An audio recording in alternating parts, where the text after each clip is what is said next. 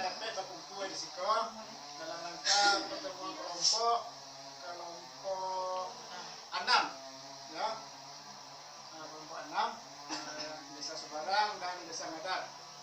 Jadi pada itu materi yang akan kita sampaikan untuk pelajaran Aigo itu berhubungan atau berkenaan dengan menjadi orang tua yang lebih baik. Pertama, fase kehidupan manusia. Ke fase maksudnya setiap manusia itu ada masa ada masanya. Ya, ada 5 masa. Kalau memang ada lain masa mungkin ada ya. Ikut cuma secara garis besar.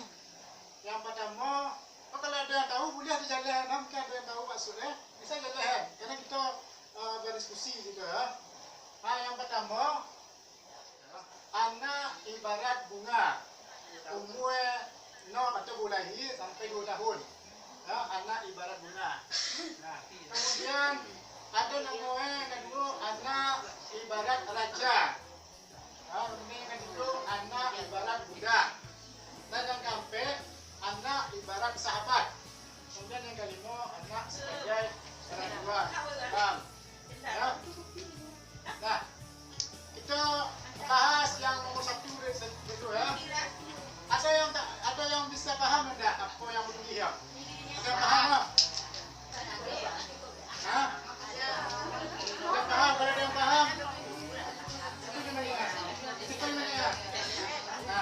Nah, yang pertama anak ibarat bunga, umur 0 sampai 2 tahun itu.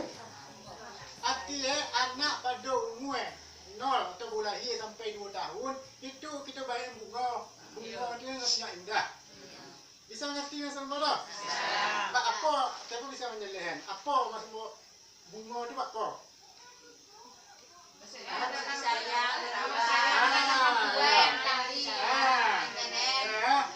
Jadi pada umur kau anak lo bunga kata doa lah kan kata doa lah kan tak menukung nggak digamen wak dimandian disubi semakin menangis semakin buat subi ya itu namanya bunga ibarat bunga. Nah pada umur mereka jadi kita sebagai orang tua harus tahu loh cara mendidik apa pula kamu itu. Kemudian udah ada bentangan mulai ya bentang apa yang ditampil temo itu bentang bersih lagi apa yang diajar kami itu ya.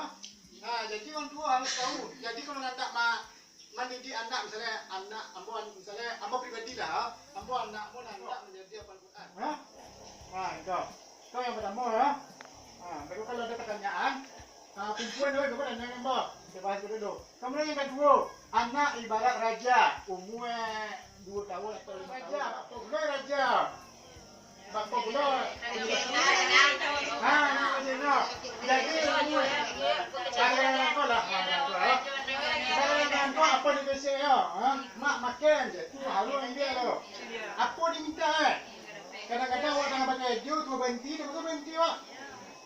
Jadi anak-anak tetangga kadang-kadang orang tua nak mengerti dia kecil anak jahat. Tapi kadang-kadang anak bukan jahat. Kan masuk itu betul. Ya, kalau kita pun kata dah betul juga. Kalau kecil anak jahat. Jadi umur mereka tinggal kita ke mana arahan. Misalnya anak kita macam diam, itu arahannya mungkinnya agak melukis, bagi buku kalau memang apa, bagi warna-warna, cat dong. Arahan tinggi usia lagu kau, itu tinggal mengarahannya kita, tinggal mengarahkan. Kemudian yang ketiga anak sebagai budak atau 6 tahun sampai 10 tahun. Kira kelas 1 SD mungkin ya. Kau apa pula pada budak? Waktu dua ni. Dah bisa dua. Dua ke mana je jauh dua. Betul. Jadi semua mereka dah bisa di satu buah. Kau sampai SD. Mah dia. Mana tu punya Saya juang beli apa ayah aja. Kau juang apa ambil. kadang tidur mau gede ni dah. Jadi sekarang kau. Pada masa-masa kau kan mengerti sembahyang. Sembahyang karena kecil Nabi suruhlah anakmu ketika berumur 7 tahun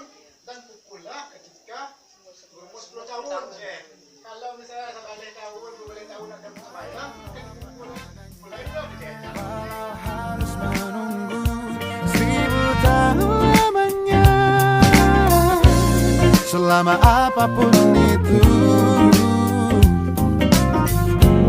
Ku akan setia menunggu.